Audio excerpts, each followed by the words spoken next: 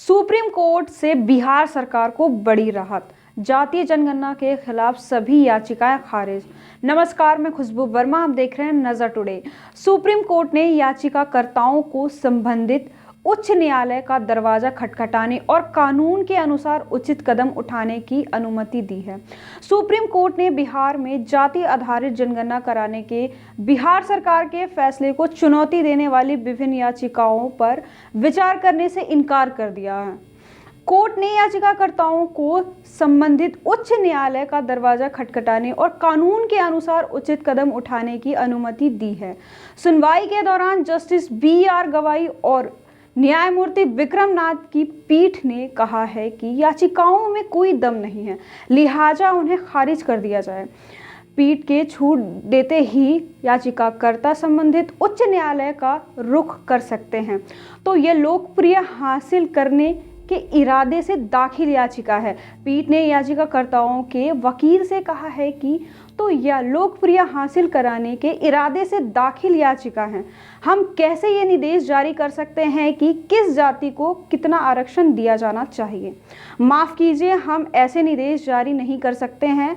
हम इन याचिकाओं पर सुनवाई नहीं कर सकते हैं। दरअसल सुप्रीम कोर्ट इस मुद्दे पर 3 याचिकाओं पर सुनवाई कर रहा था, जिसमें एक याचिका एक गैर सरकारी संगठन से दाखिल की थी। कोर्ट ने कहा कि याचिकाकर्ता पटना हाई कोर्ट का दरवाजा खटखटा सकते हैं। गौरतलब है कि एक याचिकाकर्ता ने मामले को तत्काल सुनवाई के लिए सूचीबद्ध किए जाने का अनुरोध किया था, जिस पर 11 जनवरी को शीर्ष अदालत ने कहा था कि वह एक मामले पे सुनवाई 20 जनवरी को करेगी। याचिका में क्या कहा गया था?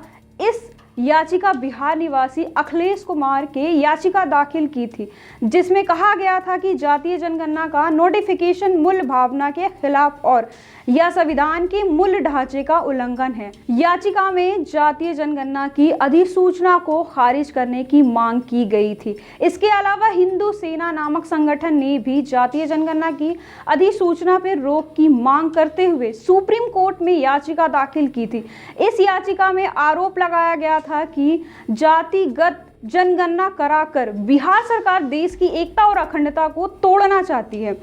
जाति आधारित सर्वे शुरू हो चुका है। उल्लेखनीय है कि बिहार की नीतीश कुमार सरकार ने बीती 6 जून को भारतीय जनगणना की अधिसूचना जारी कर दी थी। वहीं 7 जनवरी से जाति आधारित सर्वे शुरू हो चुका है। राज्य सरकार ने इस सर्वे को कराने की जिम्मेदारी जनरल एडमिनिस्ट्रेशन डिपार्टमेंट को सौंपी गई है। इसके तहत सरकारी मोबाइल फोन ऐप के जरिए हर परिवार का डाटा डिजिटली इकट्ठा कर रही है। यह जातीय सर्वे 2 चरणों में होगा। पहला चरण 7 जनवरी से शुरू होगा। दूसरा सर्वे में परिवार के लोगों के नाम, उनकी जाति, जन्म स्थान और परिवार के सदस्यों की संख्या से जुड़े सवाल होंगे। साथ ही इन सर्वे में लोगों की आर्थिक स्थिति और आय के जुड़े सवाल पूछे जाएंगे। सर्वे पे करीब 500 करोड़ रुपए खर्च करेगी बिहार सरकार। जातीय सर्वे के दूसरे चरण की शुरुआत 1 अप्रैल से 30 अप्रैल तक होगी। इस दौरान लोगों की जाति, उनकी उपजाति और धर्म से जुड़े आंकड़े जुटाए जाएंगे। बिहार सरकार ने 2023 का जातीय सर्वे का काम पूरा करने का लक्ष्य तय किया है। सरकार इस सर्वे पे करीब 500 करोड़ रुपए खर्च करेगी। ऐसे ही खबरों को देखने के लिए देखते रहें नजर टुडे।